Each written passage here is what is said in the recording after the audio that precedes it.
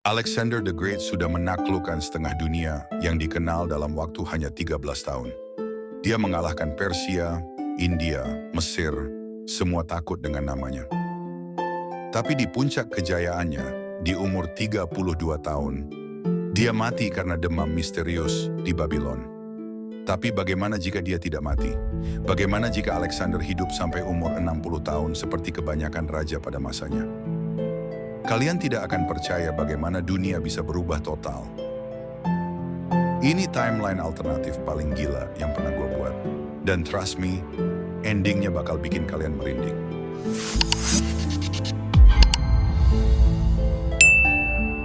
Sebelum kita masuk ke timeline alternatif, gue mau recap seberapa gila si Alexander ini. Lahir 356 sebelum Masehi di Makedonia, dididik sama Aristoteles. Di umur 20, jadi raja setelah ayahnya Philip dibunuh. Di umur 22, mulai invasi Asia. Di umur 25, ngalahin Persia, empire terbesar waktu itu. Di umur 30, udah sampai India. Di umur 32, mati. Guys, dalam 13 tahun dia menaklukkan 2 juta mil persegi. Itu 3 kali lebih besar dari seluruh Eropa. Tapi sekarang, mari kita lihat apa yang terjadi jika dia tidak berhenti. Babylon, Juni 323 sebelum Masehi. Dalam timeline asli, Alexander mati. Tapi di timeline kita, dia sembuh setelah 2 minggu demam. Yang pertama Alexander lakukan, dia sadar empire-nya terlalu besar dan tidak stabil. Jadi dia habiskan 3 tahun pertama untuk konsolidasi. Dia buat sistem administrasi baru, satu mata uang untuk seluruh empire. Bahasa Yunani jadi bahasa resmi. Pernikahan campur Yunani lokal dipaksa. Sistem pos seperti Persia tapi lebih efisien. Setelah timur stabil, Alexander lirik ke barat. Dan targetnya Roma. Ingat, ini 320 sebelum Masehi.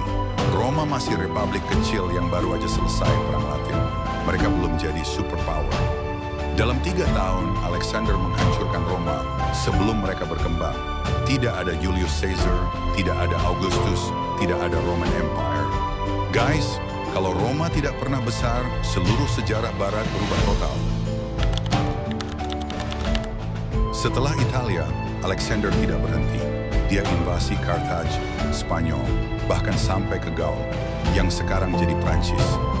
313 sebelum Masehi, Carthage jatuh, tidak ada Hannibal, tidak ada Tunipus. 310 sebelum Masehi, Spanyol dikuasai, tidak ada eksplorasi ke Amerika nanti. 307 sebelum Masehi, Gaul ditaklukkan, tidak ada Asterix dan Obelix. Ini yang paling gila. Alexander menciptakan pemerintahan global pertama dalam sejarah manusia. Empire Alexander versi extended ini mencakup 75% dunia yang sudah dieksplorasi waktu itu. Yang lebih crazy lagi, Alexander memaksa cultural fusion di level yang belum pernah ada. Dia bikin agama baru yang ngegabungin Zeus dari Yunani sama Ahura Mazda dari Persia, sama Ra dari Mesir sama Indra dari India. Satu pantheon global dengan Alexander sebagai dewa hidup. Di umur 56, Alexander masih tidak puas. Dia mulai ekspedisi eksplorasi yang gila. 300 sebelum Masehi, ekspedisi ke Afrika Sub-Sahara. 295 sebelum Masehi, eksplorasi ke Skandinavia. 290 sebelum Masehi, sailing expedition ke Atlantik. Hampir nemuin Amerika. Guys, kalau Alexander nemuin Amerika di 290 sebelum Masehi, Columbus tidak akan pernah terkenal. Dengan resources dari seluruh dunia, teknologi Yunani berkembang super cepat, steam prototype dari engineer Alexandria, mechanical calculator untuk administrasi empire, advanced metallurgy dari India plus Persia plus Yunani. Teknologi 290 sebelum Masehi di timeline ini setara dengan teknologi Roman Peak di 100 Masehi, 400 tahun lebih cepat. Ini konsekuensi paling besar, dunia tanpa kekaisaran Romawi. Tanpa Roma, tidak ada Latin, jadi bahasa Eropa berkembang dari Celtic dan Germanic. Tidak ada Roman Law, jadi sistem hukum beda total. Tidak ada Pax Romana, jadi Eropa tetap tribal lebih lama. Tidak ada Roman Roads, jadi perdagangan lebih lambat. Yang paling shocking, Kristen tidak pernah ada. Tanpa Pax Romana dan diaspora Yahudi via Roman Network, Judaism tetap regional. Alexander worship jadi dominan. Filosofi Yunani plus mistikisme Timur sama dengan agama hibrida baru. Akhirnya, di umur 73 tahun, Alexander meninggal di istananya di Babylon. Tapi beda dengan sejarah asli, dia udah nyiapin succession plan yang detail. Alexander punya 8 anak dari istri-istri berbeda suku, dan dia bikin sistem federal dengan Babylon sebagai capital global. Sekarang kita lihat dunia di 2000 sebelum Masehi, 100 tahun setelah Alexander Extended meninggal. The Alexandrian World Empire, the population 100 juta, cities 500 plus Alexandropolis tersebar global. Languages, Greek dominant, local languages preserved. Technology, setara Roman Greek plus Indian mathematics plus Chinese engineering. Plot twist besar, Alexander's successors akhirnya ketemu dengan dinasti Qin. Ini 300 tahun lebih cepat dari Silk Road Historical.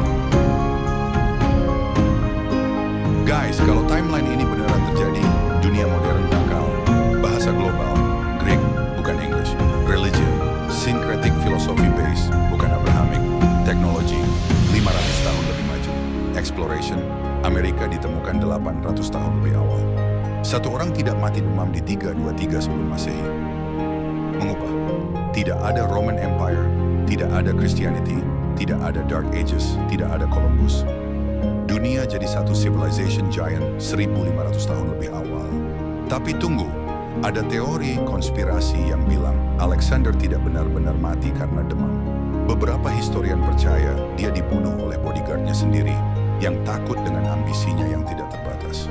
Yang artinya, mungkin timeline extended ini hampir terjadi beneran, tapi ada yang sengaja menghentikannya. Kalian percaya tidak? So guys, itulah yang terjadi kalau Alexander the Great hidup 28 tahun lebih lama. Satu orang bisa mengubah seluruh course sejarah manusia. Gua mau tahu opinion kalian. Menurut kalian, dunia bakal lebih baik atau lebih buruk? Timeline mana yang kalian pilih? Historical atau alternatif? Kalau kalian suka konten alternatif histori kayak gini, jangan lupa subscribe dan nyalakan notifikasi. Like video ini kalau kalian pengen gua buat series Alexander's Extended Empire yang lebih detail lagi.